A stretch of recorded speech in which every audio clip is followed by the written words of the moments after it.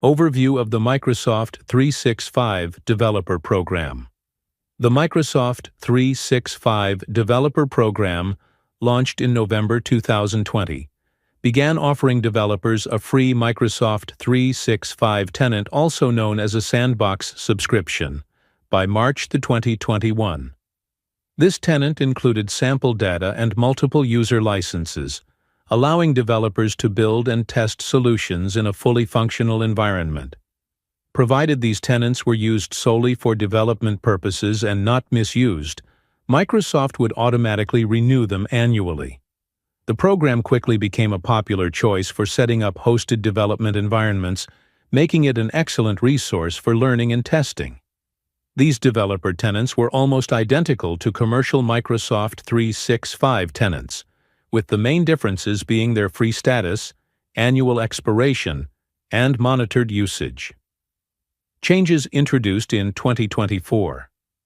In January 2024, Microsoft unexpectedly ceased creating new developer tenants, causing confusion among developers who encountered error messages stating they did not qualify for a sandbox subscription. By February, Microsoft clarified the situation in an updated blog post, explaining that access to the developer subscription was being temporarily restricted to those with active Visual Studio Enterprise subscriptions.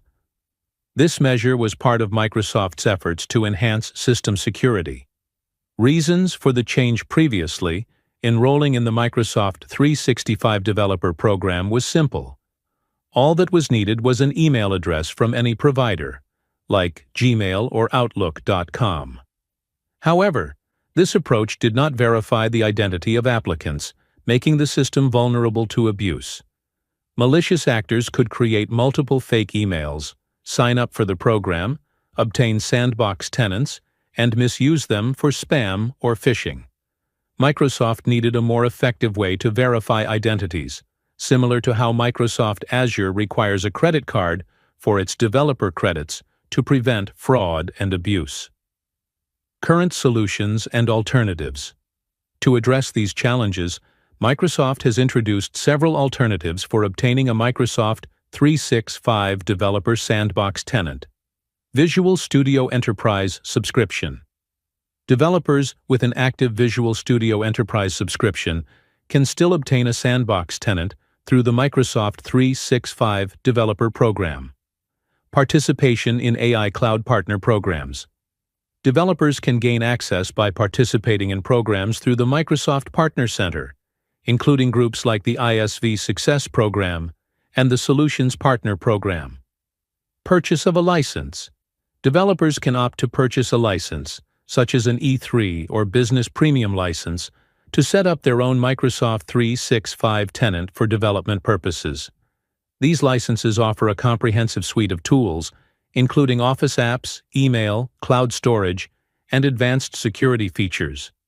Despite the extensive range of features available, the overall cost remains quite affordable, providing a cost-effective solution for developers needing a robust development environment. Implications and future outlook. Although Microsoft has not detailed the reasons for these stricter measures, the timing suggests they are part of a broader effort to implement its zero-trust security policy, prompted by significant security incidents like the Midnight Blizzard attack. Microsoft acknowledges the challenges these changes pose for developers, especially newcomers, and has indicated that a long-term solution is in progress, with an expected rollout around September 2024. Until then, the available options for obtaining a developer account remain limited to the alternatives mentioned above. Despite these adjustments, Microsoft 365 continues to offer a wide array of tools for developing solutions, many of which are still cost-effective or nearly free. While the changes have been impactful, it's important to remember that tools like Microsoft 365 Business Basic and Business Premium licenses provide a powerful development platform at a relatively low cost. Conclusion. The recent changes to the Microsoft 365 Developer Program have introduced new challenges for developers. However, viable alternatives are available for those who wish to continue their development efforts. The hope is that the sandbox environments will return soon, making it easier for developers to build and test solutions. Meanwhile, exploring the current options can help mitigate the impact of these changes.